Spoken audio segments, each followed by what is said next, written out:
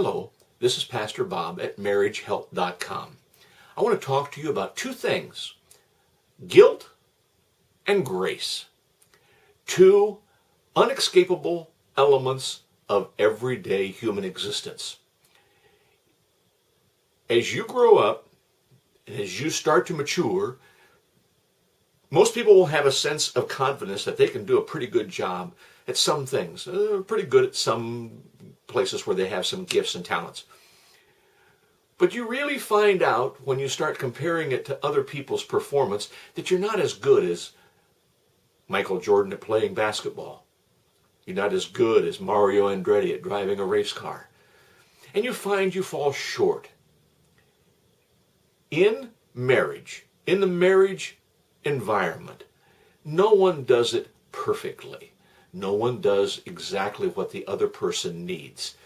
We are fallible human beings. We don't have perfect insight. We don't have perfect vision into what someone else may need or how they're hurting or what they may feel on the inside. We're going to hurt somebody's feelings. We're going to fail. Welcome to the real world. No matter what your dreams may have been when you stood there dressed in tuxedos and beautiful white flowing gowns, you are going to fail. And that causes guilt. It causes remorse, regret. It can even cause anger when someone does not live up to the promises that we thought they had made to take care of us the way we were supposed to. It causes us to have feelings of guilt and even anger. If we don't know how to deal with that in marriage, in a biblical, Christ-like way, we are doomed to separating and even to divorce. You can go into the MarriageHelp.com. There's a little discussion about divorce and how God sees divorce and views it. In marriage, guilt, failure, has to be forgiven. We have to find a way, even among those of us who have difficulty forgiving and forgetting, we have to find a way of purging failure, to purging guilt out of our relationship. And there's no better place to find that out than in a good, strong marriage relationship. Do you know why? Because no one really knows the extent of how far we fall or how often we fail than our spouse. We have to be ready to forgive, willingly, eagerly, faithfully forgive. Jesus told us that in the Lord's Prayer that we're going to receive forgiveness in the same way that we offer and give forgiveness.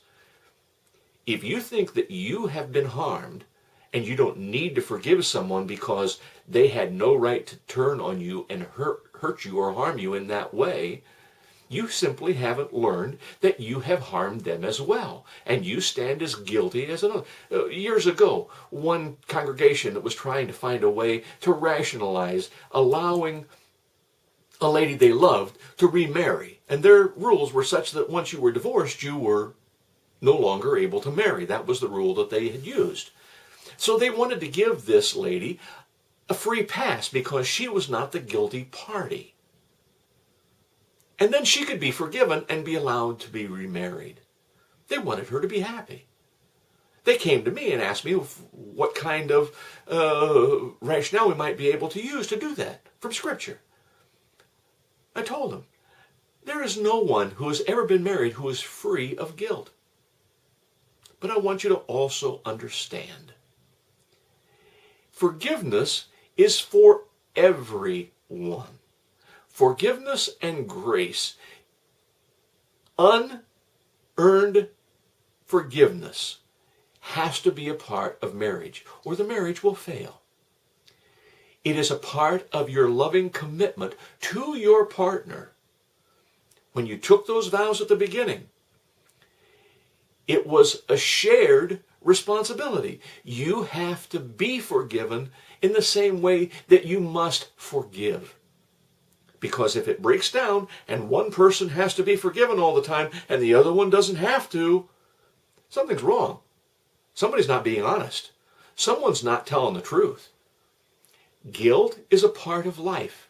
Failure is a part of living. Failure to fulfill our promises in a loving way is a part of marriage. So is grace.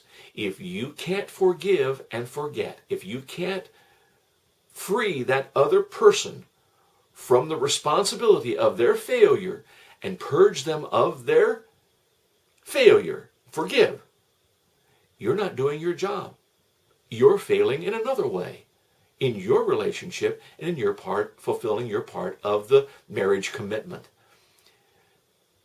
Guilt and forgiveness, guilt and grace, are the two inescapable elements of a healthy relationship.